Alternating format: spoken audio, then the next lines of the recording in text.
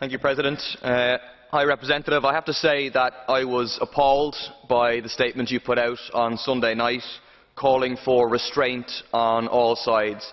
At that stage, I was travelling back from Istanbul, where I personally witnessed massive and systematic violence by the Turkish police against protesters, where in the working class suburb of Istanbul, of Gazi, I saw a massive use of tear gas being shot as bullets against protesters, the use of flashbangs and the massive use indiscriminately of water cannons against protesters. Your statement came just over 24 hours before the retaking of Taksim Square by the police, turning it into a war zone, as anyone can see from watching television, in a move that was entirely anticipated by the protesters and many others. The protesters are guilty only of demanding their democratic rights and freedoms. It's the government responsible for cracking down on those rights, responsible for massive police brutality, responsible for jailing lawyers for making a statement against those policies. It's the government responsible for the neoliberal and anti-environmental restructuring of Istanbul, for the repression of the Kurdish people,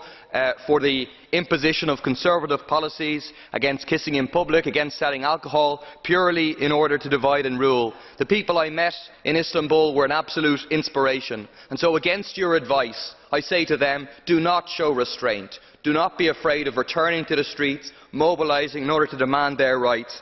Against Erdogan's attempt to clamp down, I support the call by Socialist Alternative and other groups in Turkey to mobilise massively next weekend, to organise for a one-day general strike and to make sure that Tayyip, İstifa, that Erdogan is forced to resign. Thank you.